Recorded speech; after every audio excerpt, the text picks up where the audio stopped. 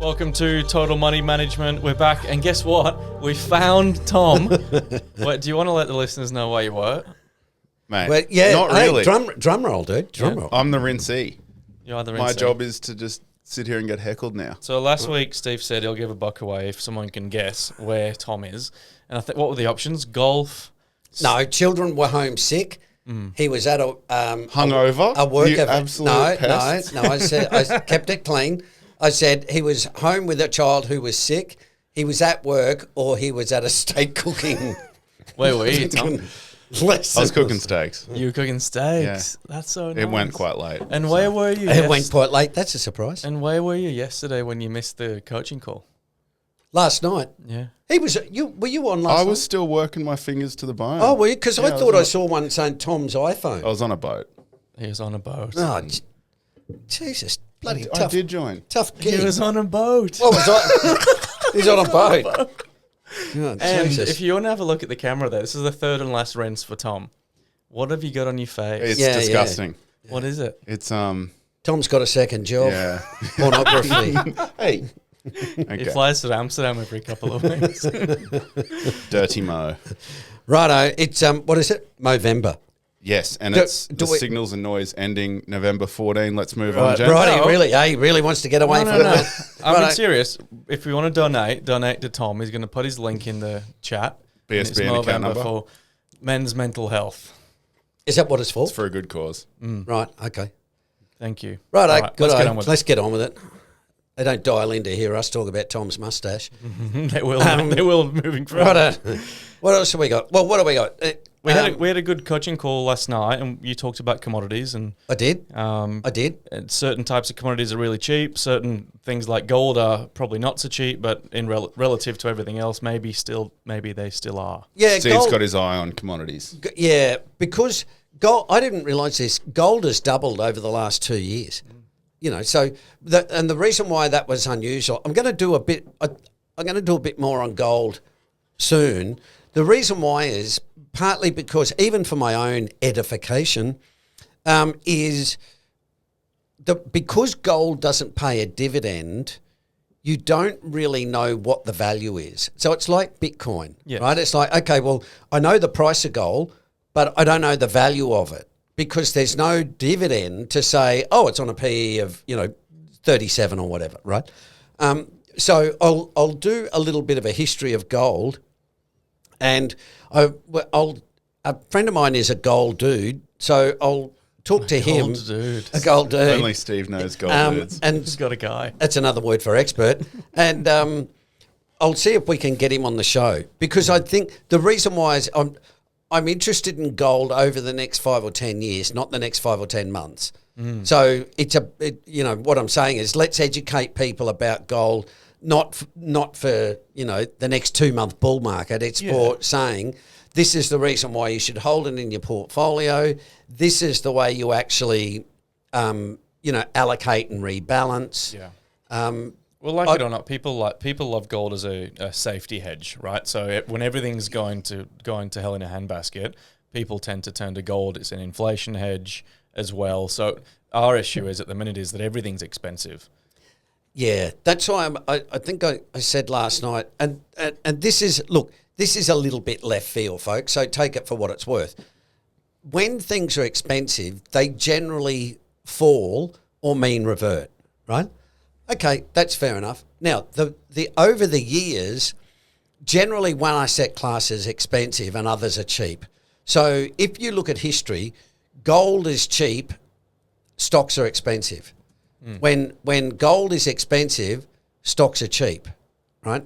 Okay, so stocks are really expensive at the moment. and gold Okay, is. cool. And gold's really But expensive maybe too. gold's cheap. So, well, that's the argument, Tom. Yeah, the argument is, oh yeah, but if X, Y, Z, gold's actually worth 5,000 or 7,000, right? And that's what I'm trying to decipher because.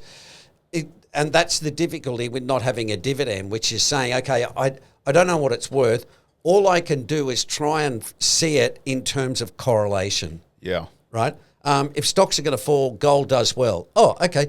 Is that a solid argument? I've gone back, 100 years and gone, yeah. Okay, yeah, cool. I should buy some gold because if stocks fall, gold will probably rise. Yeah. And that's what I'm.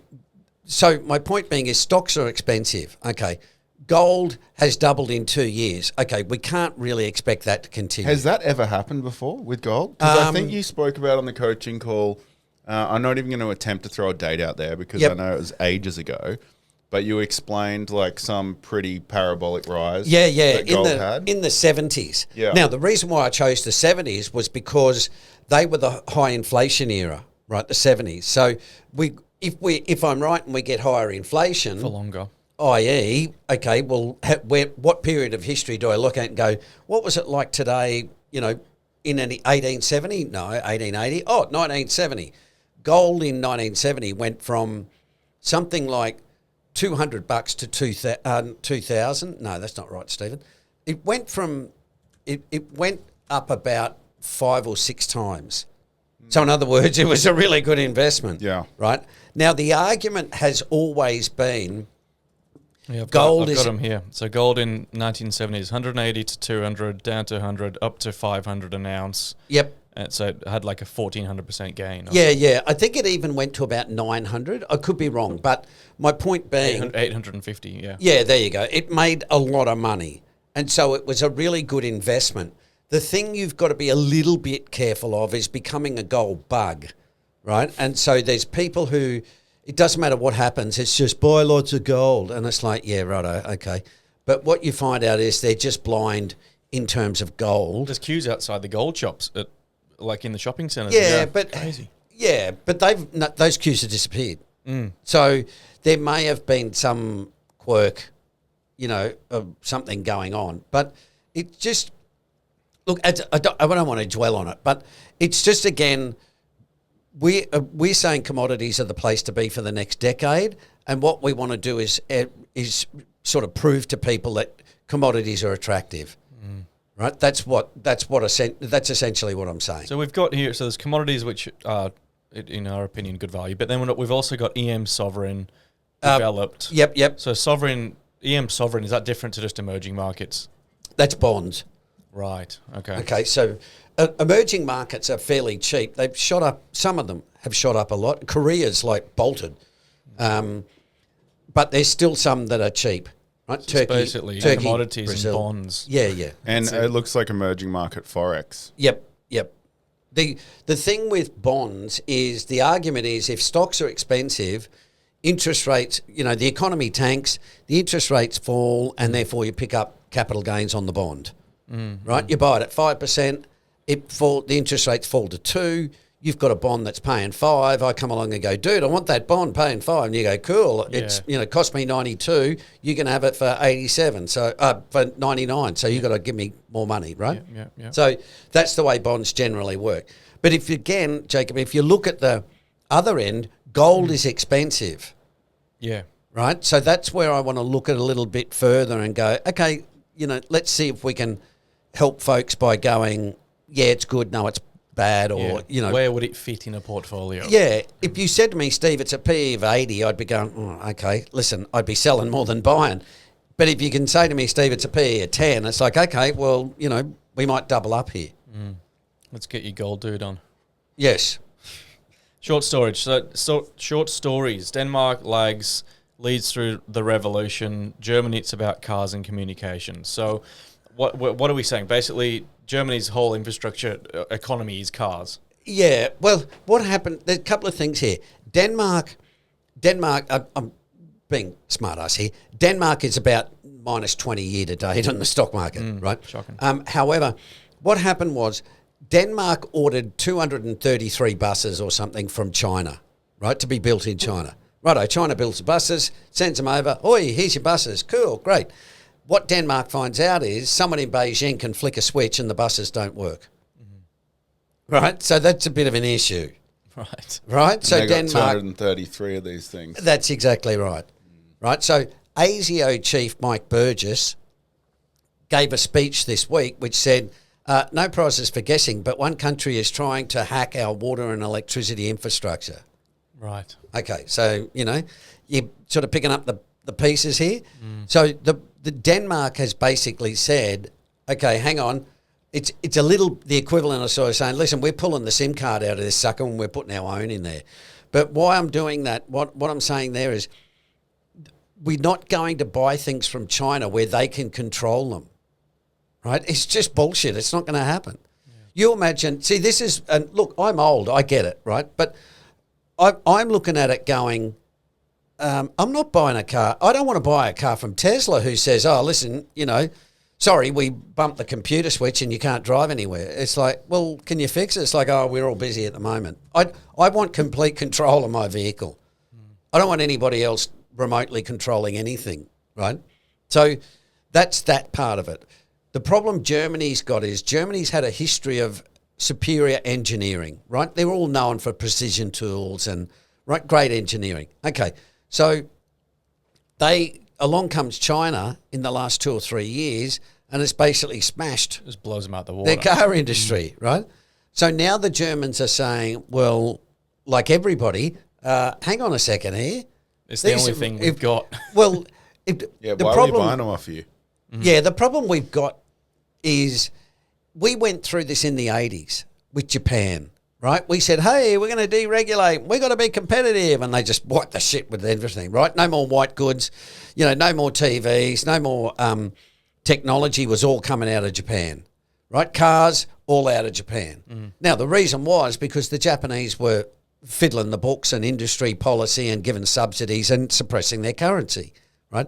That's exactly, so we lost the car industry, we lost white goods, we don't build shit here in Australia, right? On a national scale, okay. Then we go to the Japanese and say, listen, you guys, you can't keep this up. The Americans say, if you want to sell us Toyotas, you got to come and build factories in America, right? So the Japanese wisely went, yep, okay. So that's what they did. The Chinese then copied the Japanese strategy, right? So now China is doing to Europe what the Japanese did to us, yes, right? And a lot of other countries, including America, right? So that what I'm saying, the difference is Japan has never been hostile since the Second World War. Japan's not interested in taking over the world ideologically. The Chinese are, right? And you can argue about that if you like, but the reality is the Chinese want more influence. So the difference is... Well, regardless of the truth, that's the perception. Yeah, America and Japan were always allies. The Japanese always knew, with China on the doorstep, they had to have America as allies to defend them, right? The Chinese are different. The Chinese are not allies of America or Australia for that matter. So therefore it's going to end badly, right? And what I mean badly is we're going back to the protectionist regimes where Germany will say, all right, you're going to have a Chinese car, it'll be, 4 times as expensive. Yeah, but it feels like to get to that point, even if they do quietly lead like an industrial revolution, if you want to call it that. Yep. That's 10 years away, 5 years until it could be in place. It's a long time. Absolutely. It is. And this is why, Jacob, I know geopolitics bores people, but it's really important because if you don't understand how deeply embedded supply chains are, you're going to buy companies or countries that you didn't realise were either hostile or protectionist or some facet of an investment that you've gone, oh, hang on, no one told me that, Chinese were bad, were bad industrialists. It's like, well, dude, you didn't listen, right? But and that's what I'm saying. And what it's doing is this is a once in a lifetime, if you're young, revolution, right? Because this is where the world has, the globe has done the deglobalization, financialization circle. And now we're back at the point where we're saying, all right, all that stuff we used to believe, forget all that free trade bullshit, right? We're building our own supply chains. Yeah, that only works when you can trust each other. Tom, 100%.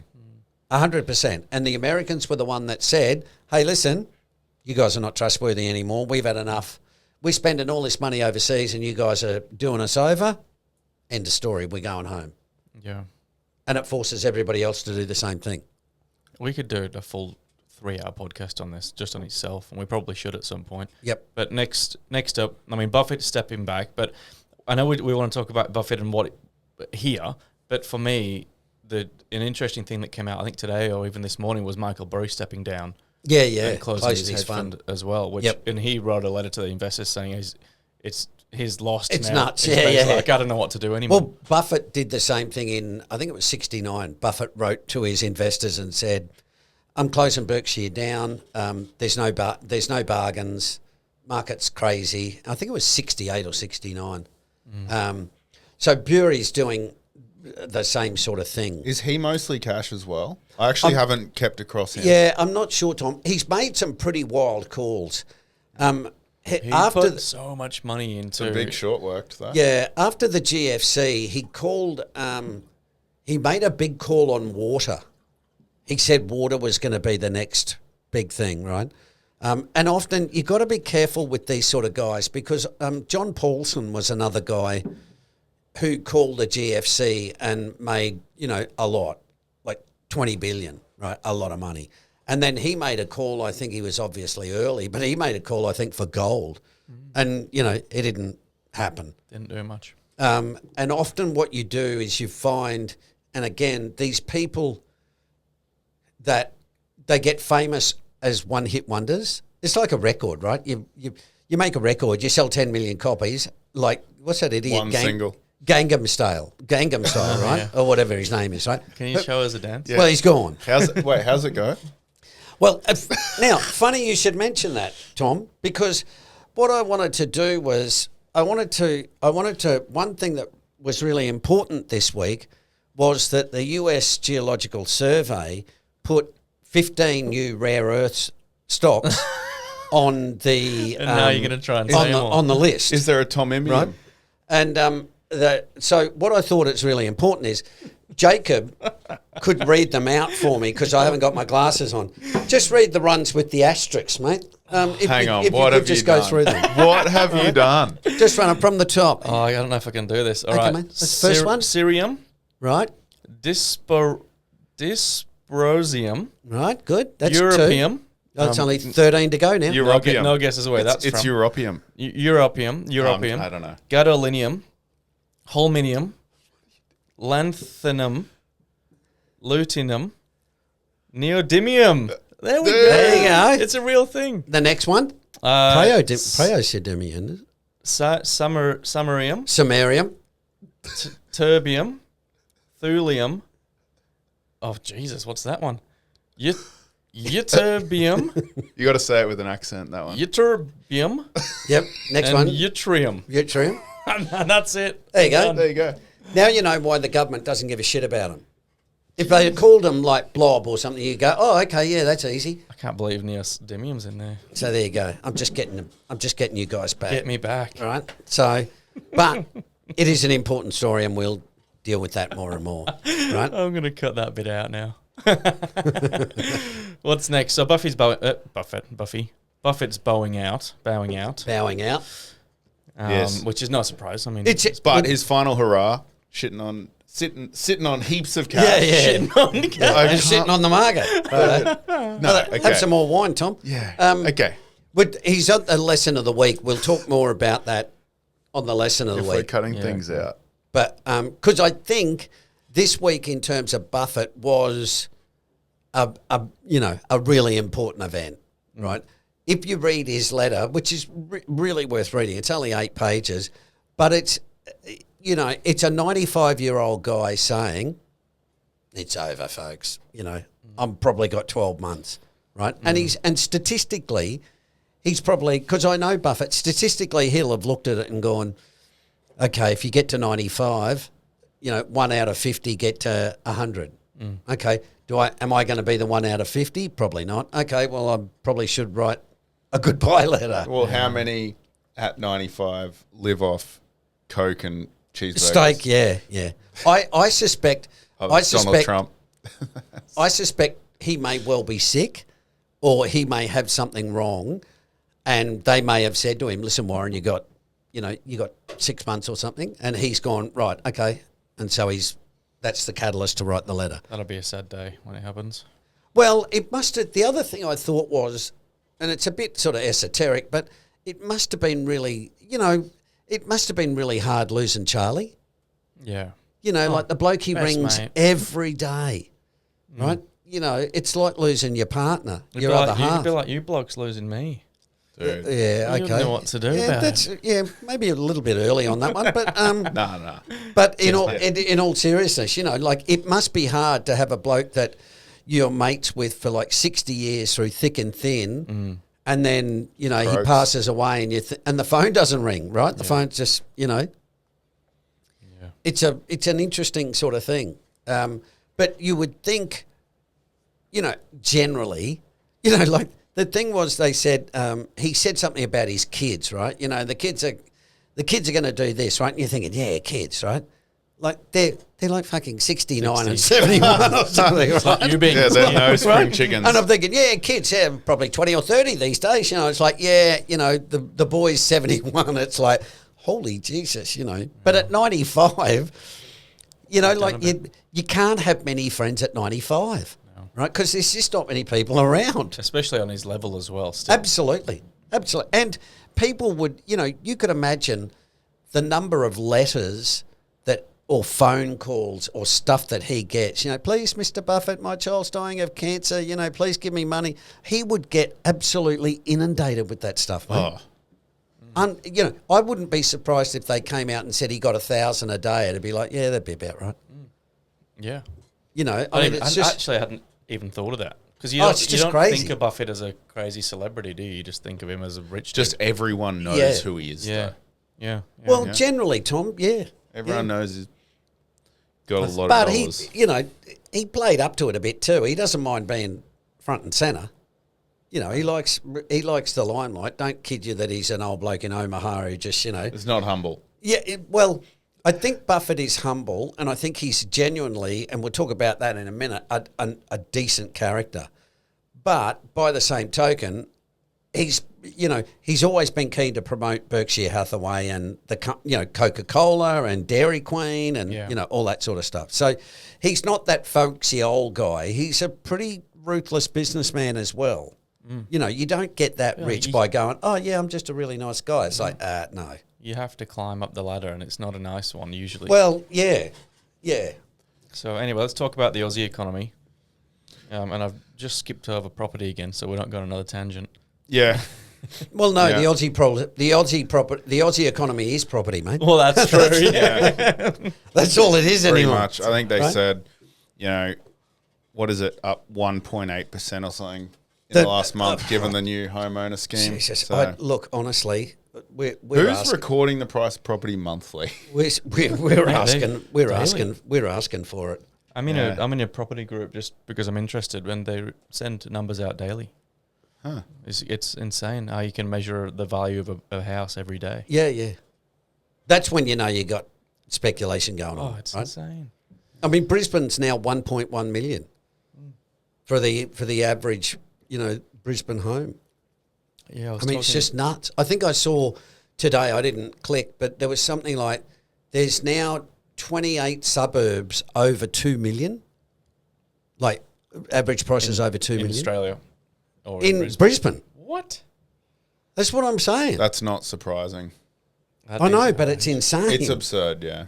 I was talking to a colleague today. He's selling his house, and he's been on the market since April, I think he said, in Burpengary, and they had it up originally listed for 1.5. In Burpengary? Yes. Jesus Christ. Yeah. Mate, that's hot property these days. Burpengary, and it ended up selling for 1.2.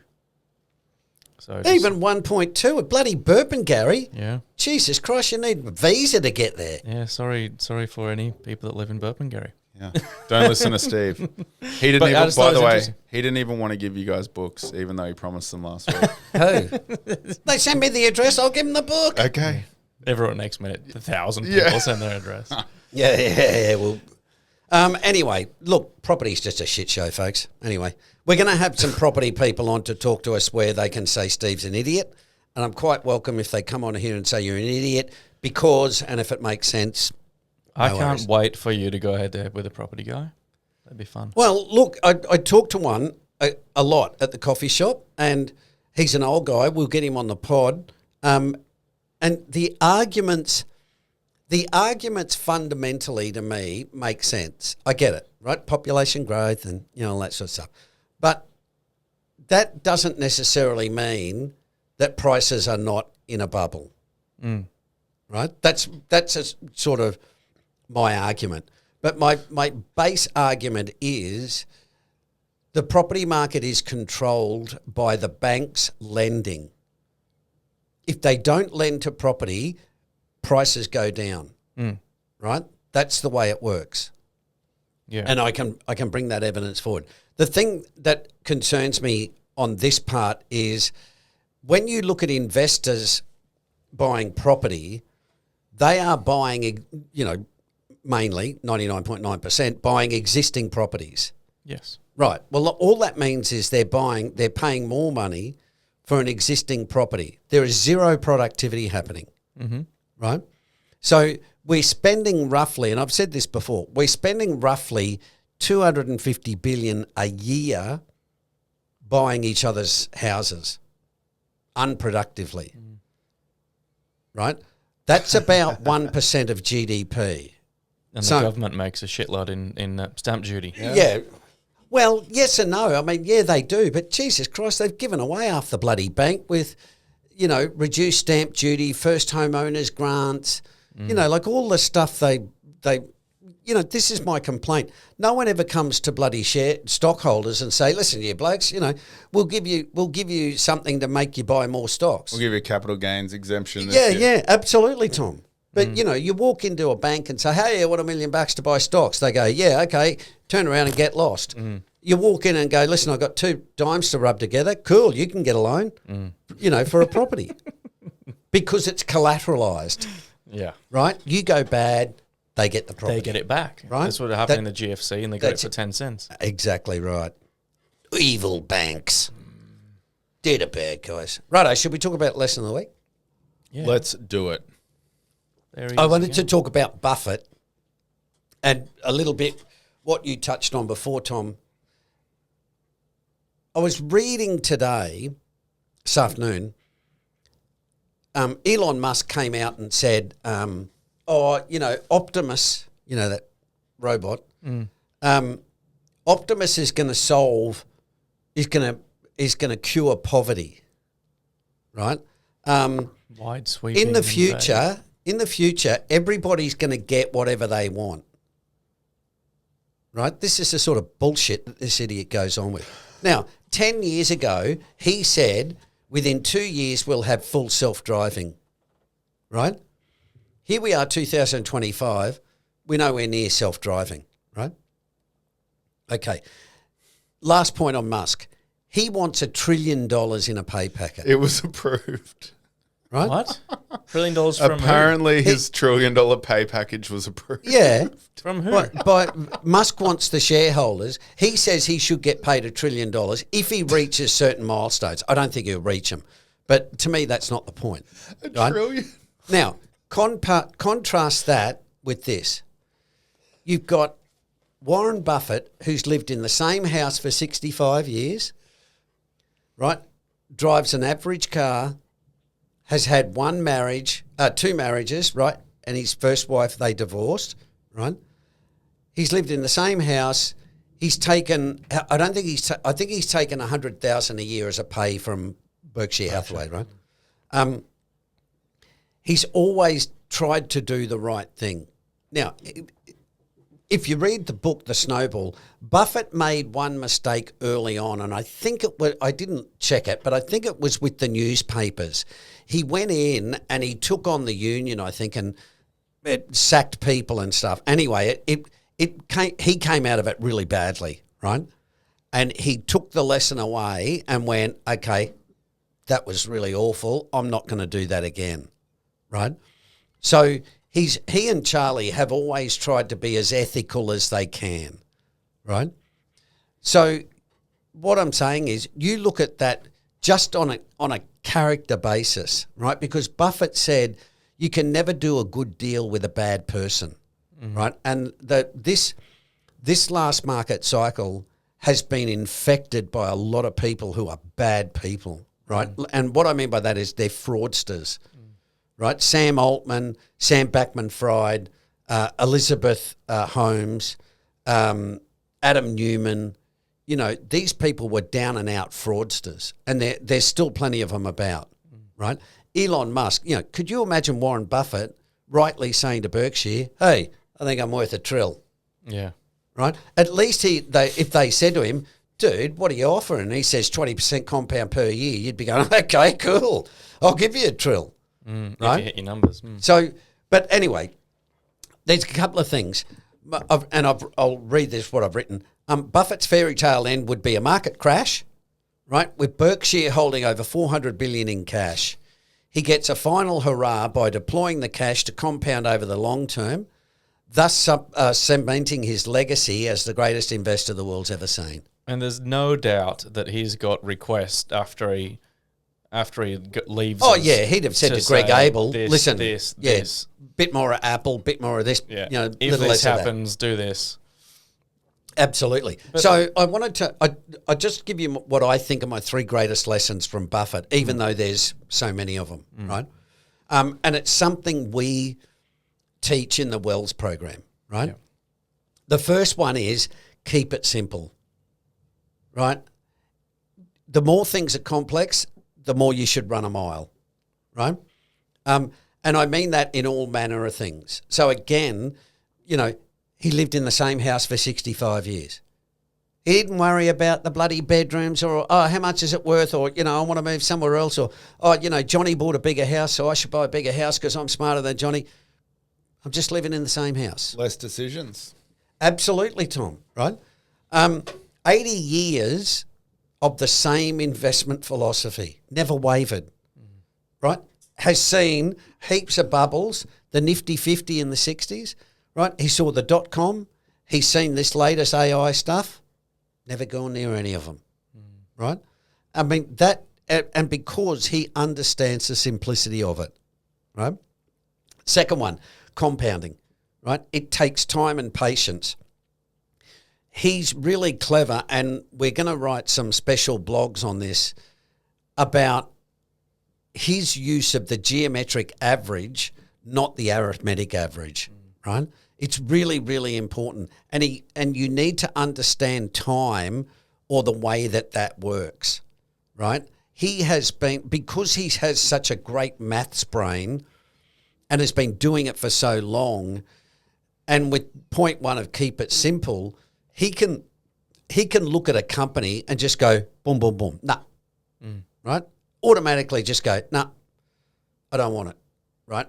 And people sort of think, oh, you know, he could be missing an Amazon or an Apple or a Google or something. And it's like, well, yeah, he could be. But you're talking to a guy who compounds at 20% per year anyway, right? So it's not as if he's going, oh, man, I'm really underperforming. I really need to, you know, kick in here. Yeah. If that's the case, I'll buy Amazon, right? He's just had this same philosophy because he understands the mathematics of compounding.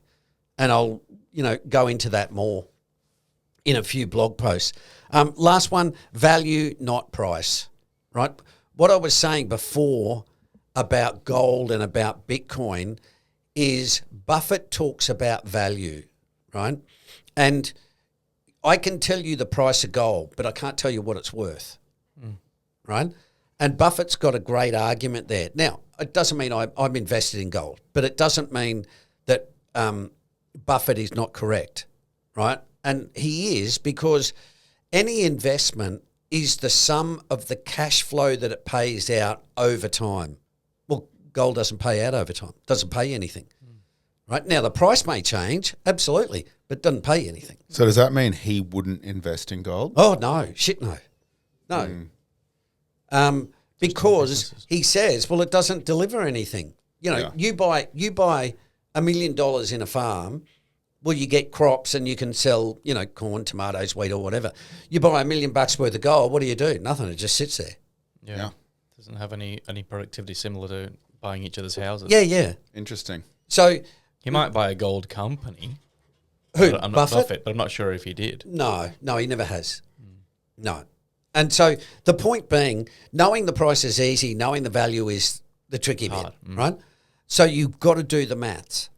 And the numbers will tell you much more than the narratives, right? Buffett will tell you about Coke and how it's a great company and it's got a competitive advantage and, blah, blah, blah, blah, blah. Yeah, okay, I got it. But he did the numbers, right? And he went, this bloody thing's worth a fortune. Well, that's why we aim to do more stock reviews on the podcast so we can go through how to think about understanding the value. Absolutely. And the last thing is, on that thing is have a margin of safety in all things, right? If you think it's worth $1, wait for it to get to 70 cents, right? Don't try and pick it up at $1.10 or $1.20, right? And again, that ties back to point 2, because your compounding rate will be less, right? And we'll talk more about that in the future, because it's going to become really, really important, because the market's going to get more volatile. And so you're going to need a strategy that deals with that volatility, right? And that's what we'll be, aiming to show people, and what we show people in the Wells program, right? It's not all bull market, right? And that's why I say you guys are going to be really informed, because you are going to see a bear market. Honestly, I reckon it's going to be an absolute all-time worst. Tom, I'm not kidding, because everything's expensive, right? And that's why I'm concerned, because you imagine, right, well, let me give you an example, right? Okay, so I bought last year, I think, year before, I don't know, I bought a leveraged ETF, right? So it's up about 210%, and it's gold, right? A gold leveraged ETF. Okay, cool, that's fantastic. Okay, and I've bought stocks and I've made money out of them. Okay, cool, that's fantastic, right? Now, everything's expensive. So in the old days, or the old argument is, oh, well, stocks are expensive, I'll transition into bonds, right? Or I'll transition into real estate, right? But if everything's expensive... Yeah, what do you transition into? Cash. Yeah. But right? There's no other... Yeah, but what I'm saying is viable. People will say, hey, dude, you should buy Bitcoin, and Bitcoin collapses. Oh, shit, buy gold, and gold collapses. Well, and the reason why is because everyone's made a bucket load of money. Yeah. Is sitting there, like me, going, I don't know whether gold's going to withstand this fall. Actually, I think I might sell my gold and just sit in cash. But it's so interesting, right? Because the narrative around cash has been so anti-cash for so long. Yeah, you lose money if you're in cash. Yeah, but if you think about what Buffett says, which is buy when everyone's fearful, the only thing that people are fearful is cash. Great point. Let's buy some cash. So should I get some Turkish liras? Don't do that. But in all seriousness, that's why I'm saying commodities will do well, right? Because, and I know you guys like Biddy, but my argument is, do you want a ton of Bitcoin or do you want a ton of gold or iron ore or a barrel of oil, right? I can tell you what people will want. I've got a few barrels of the old oil. How many Bitcoin do we get? Yeah. But I'm serious. We're going back, as I've said before, we're going back into a hard economy, right? Which will be physical assets. Yeah. Now, my argument normally would be, oh, dude, you got to go to, great time to buy a house. Well, no, it's not, because Sydney's 13.5 times income. Right, so it's a bit like surely Brisbane's worse than that, just as bad. Tom, it's probably getting up there. It's probably getting up there. I thought last I checked, I'm probably wrong. I often am, but I thought it's like Sydney and Brisbane were like. No, Sydney's about 1.8 million, and Brisbane's 1.1. Melbourne's about, I think, 920. Melbourne's come down a bit. Perth has gone gangbusters. Darwin's gone gangbusters. And so is Adelaide. It's all nuts. Excuse me. Anyway, look, we'll have more to say about Buffett, and also we'll be running a Buffett program, because his style of investing is going to come into its own in the next decade, because growth investing has killed value for the last 15 years. That's going to change. And that's why I say Buffett buying old railways and electricity utilities and, Occidental Petroleum, all those boring old things, they're going to be spewing cash when nobody's going to want to touch OpenAI or, the tech stuff. Yeah, I'm interested to start to see that narrative shift as well, because it'll be a denial at first. And then interestingly, Jacob, the narrative on AI is shifting, right? It's turned negative rapidly, right? And don't be surprised to see more of it. And the rugs will pull. Right? That's why I'm worried about 26.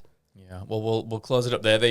The members for the members, the newsletter will be out now by the time this is released, but we're going to iron ore and things like that and what to look for.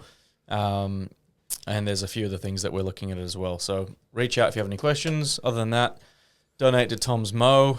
Thanks for listening. And anyone who we owe a book, please reach out to Steve for the address.